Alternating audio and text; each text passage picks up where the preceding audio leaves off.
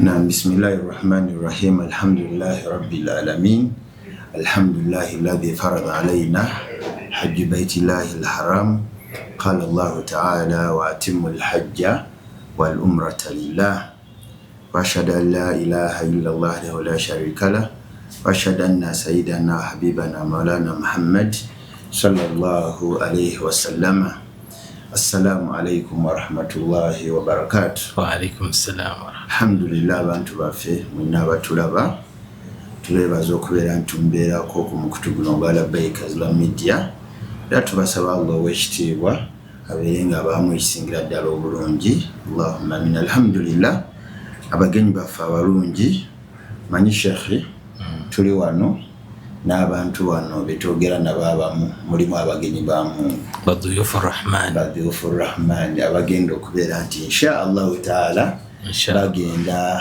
ewa rabbul bait omulezi w'ennyumba ate naffe ndowooza tuli baki bagenyi be saba Allah ekitiibwa akkirize. So Sheikh twakoma alhamdulillah nga tuli ku Makkatul Mukarrama era tulina ekitabo kye tuliko era nkusaba Sheikh okkirize nga tetunagenda bwe tuti Makka. Kino ekitabo kino kye bayita Tarikhul Makka. Omuntu ono agenda okubeera nti atulaba oba atuwuliriza nga alina essuubi erigenda oba nga agenda oba nga asuubira okugenda abeere nga ategeera lwaki abantu tebonera nnyo Makka. Lwaki Makka. Era olina kyatugamba nakigambye omusiraamu omu. Omusiraamu oyo nga ye yasomera Misiri naye nga agamba Makka wenjagala. Ne mugamba muno kimanyi nti nno eno tuli ku kyeyo. E Uganda tuli ku kyeyo eriwe ewaffe. Alhamdulillah saba Allah fenna atuzenga emirundi n'emirundi n'abatagenda ng'abeere nga atala Sheikh mbadde nsaba mu bufunzo bw'ekitalo abatulaba bano yadde bakumanyi ongera obbeeyanjulira inshallah taala. Alhamdulillah wassalatu wassalamu ala rasulillah. Abalabira ba Labbaika Media amanya Alimu Kibi mwalimu Alimu Kibi okuva ku Ainu Shams Nasaran Primary School, Ainu Shams Secondary School, Mutawwifu Labbaika. Nesimye okubeera nammwe ku nsonga zino ezikwatagana ne Makka y'ekitiibwa. Amina rabbi. Sheikh obudde buweddeyo ndowooza ate abantu bakunze Labbaika Travels tutambula ennaku z'omwezi nga 28 Desemba. So obudde buweddeyo. Desemba gwe mwezi guno gwe tulimu. Era enteekateeka zonna zigenda mu maaso. Bana nagenda e Makka ne Labbaika Travels obudde buweddeyo yangu amangolo gy'essaringe ebifo wasigaddewo bitono bitini ddala inshallah taala. N'olwenteekateeka ennungi akaseera kaweereddeyo ddala n'agenda waliwo akaseera ng'ajja kuba takyakkirizibwa olw'enteekateeka obanga at least akati wajja kubeerawo akaseera ng'agenda sente banne ze basasudde si zagenda osasula aba insistinze olw'enkola ennungamu eri Saudi Arabia inshallah taala. Sheikh mbadde nsaba obudde butugendako naye nga oli twakoma nga tugenda kuyingira ku kye bayita amannya ga Makkatul Mukarrama. Min asma Makkatul Mukarrama amannya ga Makka y'ekitiibwa. Poza abatulaba Makka erina amannya mangi. Obungi bw'amannya enno butegeeza bukulu bwa kifo oba bukulu bw'oyo bwe batuuma. Kyova olaba Allah ayina amannya amalungi.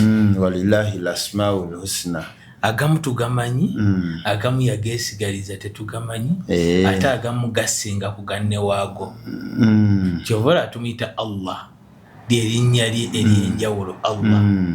Era tugamba nti mu mannya ga Allah mulimu assalaamu. Seka ogambye nti no mmanya ga Allah erinnya erisinga okuba nti yanjawulo ye Allah. Nono mulimu edduwa ennyumira ennyo egamba Allahumma inni as'aluka bismika al-a'zam alladhi idha du'ita bihi ajabta wa idha su'ilta bihi a'taita as'aluka bidhalika al-ism.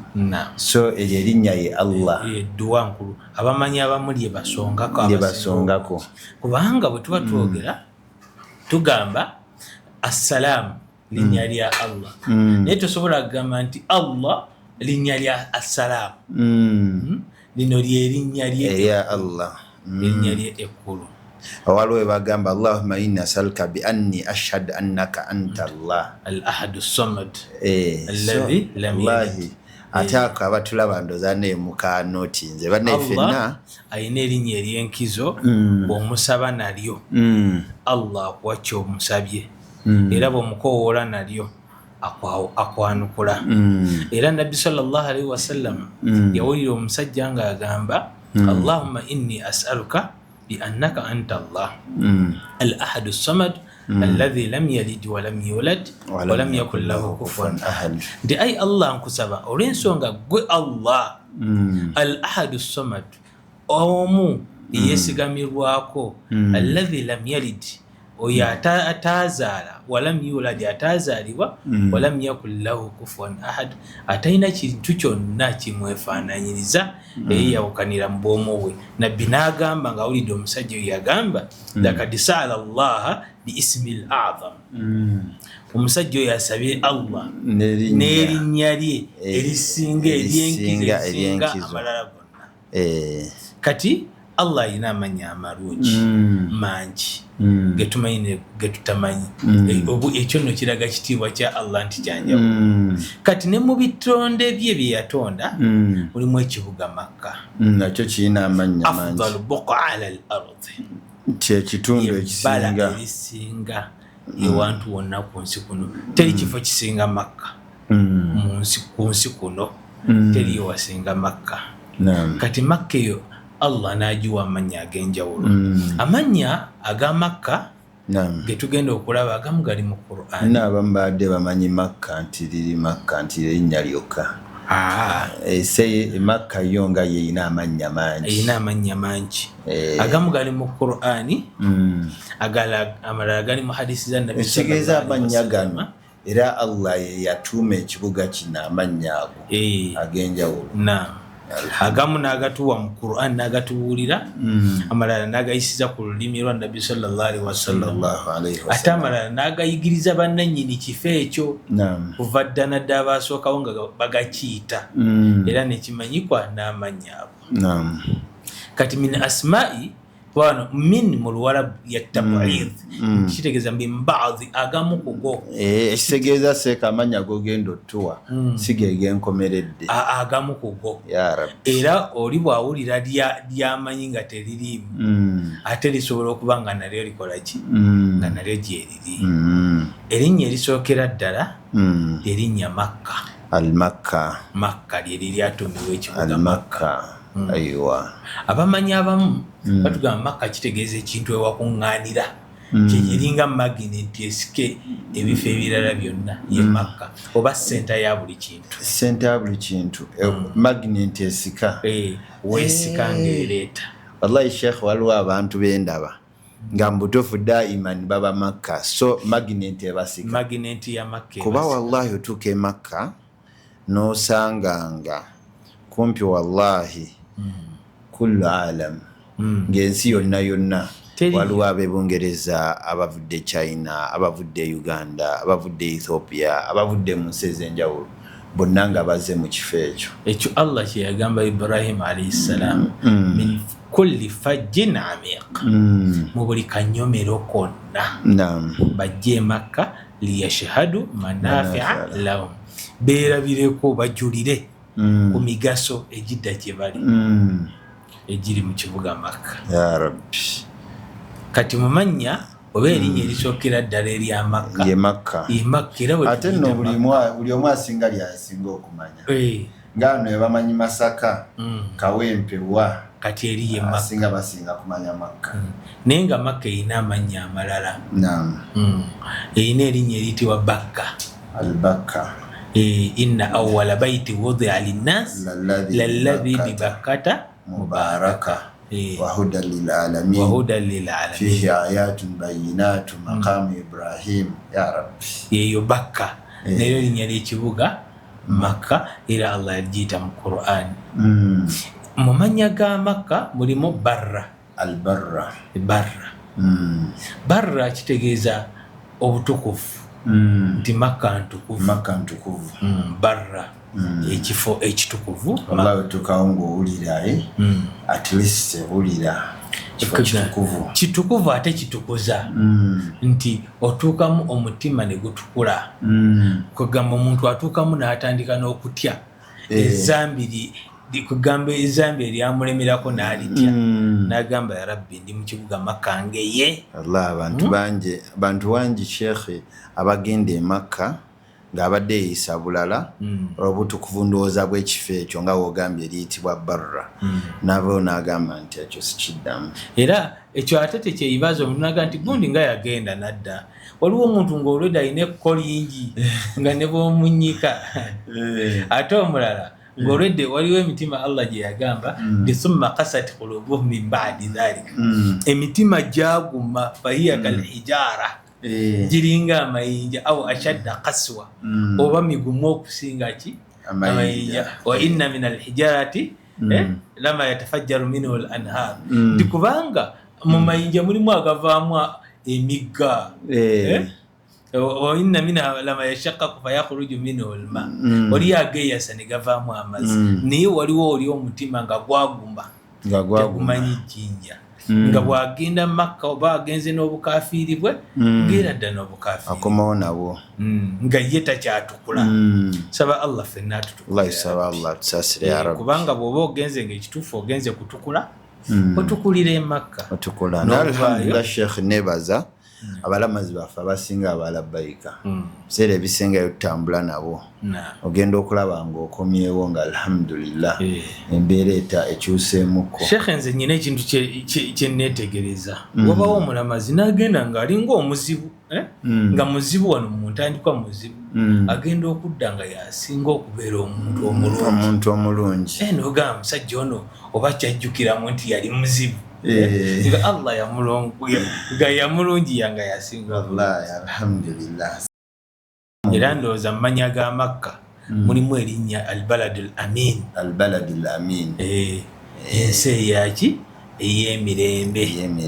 Sheikh ndaba obudde bugenda oba twongereyo erinnya limu twongereyo amannya abiri kuba abatulaba ebiseera ebisinga wakati Sheikh wano olaba tulina abatulaba nga balina ebintu byebayigamu bingi mu mbeera y'amannya gano kuba omuntu bw'agenda nga yeeteeseteese ategedde amannya g'ekifo ky'agendamu kuba nsubira Sheikh omuntu yenna atulaba wano agamba nti agenda kuwumula aba agenda Makka tosobola agenda kuwumula n'ogenda Dubai oba n'okoma Madina oba n'okoma wa oba n'okoma e Makka n'otakola mikolo oba n'otakola mikolo sebiseera ebisinga abagenda enna muwumula aba agenda gyeri bakadaama abamanyi okunyumya nti bakama bange bantutte e Makka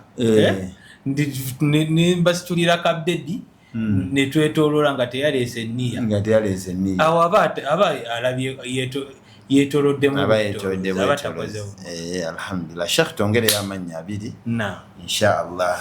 Mu mannya ga Makka mulimu albalad. Albalad kitegeeza ensi kati bwebanga Makka kitegeeza ensi kitegeeza yensi ekulira ki ensi zonna nga bwolaba abantu bwe banajja nga bangi bonna basajja noga nti oyo ye musajja kitegeeza bonna teri yamusinga wamma abasajja basobola okubaawo oli n'agamba abasajja bali nawe oyo omusajja kati olaba Musa oyo ayinza okuba alina abatambula naye mu department ye n'agamba abo basajja naye Musa muki musajja kiba kyanjawulo abamanyi ne bajja noga nti omumanyi oyo ye mumanyi oyo abeera wanjawulo so albaladi kuba Allah agamba mu Quran la uqsimu bihadha albalad ng'alayira ekibuga Makka kati eyo ye balad ekyo kyokka ndowooza kyandiraze nti okuba Allah yakirayira wa anta hillun bihadha albalad oli wamu kyo gwe Muhammad abakugobamu tebakimanyi gwennyini kyoli kiri halali ekibuga Makkatul Mukarrama kati Makka albalad kyekibuga Saababuga kyekikulira ki albalad ensi zonna endala alhamdulillah. Mulimu erinnya eddala annajis simanyi nange kyeritegeeza naye nga linnya linnya lya kibuga Makka an-najis. Alhamdulillah. Mulimu ne al-Ma'ad. Ndoza lye tuba tusembya nalyo. Al-Ma'ad kitegeeza bwe buddiro. Bwe buddiro bwaffe kyetugamba kiri kyetwogerako nti ffenna eno tuli ku kyeyo eri yeki etegeeza sheekh omuntu yandibadde eri bwe bujjajja bwaffe bwensibuko gy'osaanye Allah bw'aba akuwadde obusobozi okugenda ng'obabuuzeeko omala okola eki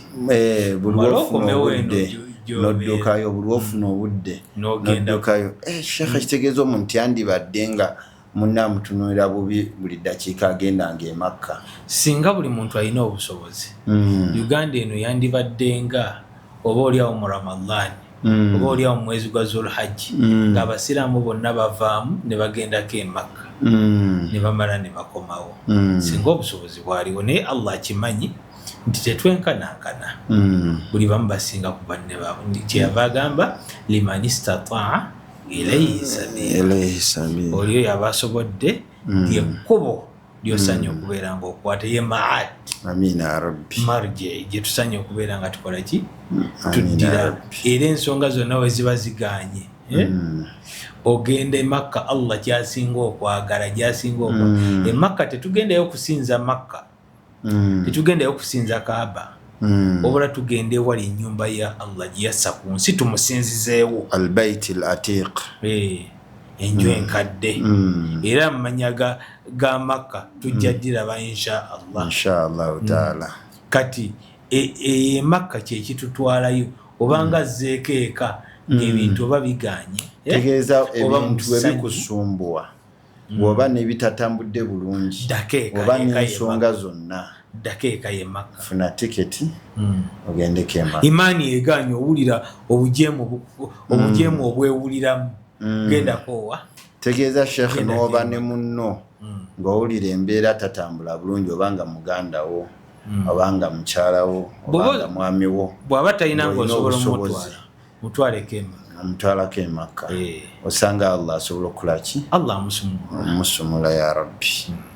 Sheikh alhamdulillah tweyanziza nnyo naye ebiseera ebisinga olaba kati waliwo abasiraamu nga bapya nga gwe mulundi gwabwe ogusooka era nsubira bafunyemu nnyo mu kibuga kino Makka kwebiseera ebisinga otegeera ekitundu kyogendamu tinga kati wetegedde nkyamizizo nina bye sitalina kukoleramu nina byensolina okukoleramu n'engeri gye nina okweyisaamu n'otegeera nenannyini kyo ate nga nannyini kyo era ye yakutonda kati enannyini ggwe saawa wonna wonna oba ndowooza okola ki ogenda nga kyogendako kisigala naye mbadde nsaba inshallah mu bufunze abatulaba bano ddala abeeteeseteese okubeera nti bagenda e Makka inshallah taala obeere ng'obawaayo wasiya abatulaba abagenda e Makka tokola ibaada nga togisomye olunaku olw'omukaaga enkya lwakutano naye ku lw'omukaaga tugenda kusoma mujje kyamutawaazi ku masjidi inshallah saawa 3 inshallah okusoma tetujja kulwawo dhuhuri ejagenda okutuuka nga twabuse inshallah tukimanyi nti okusoma kwerekereza n'olwekyo omuntu ajje yerekereze asome agenda akole ibaada ekkirizibwe oba tukyogera nnyo nti buli ibaada waliwo ekkirizibwa n'etakkirizibwa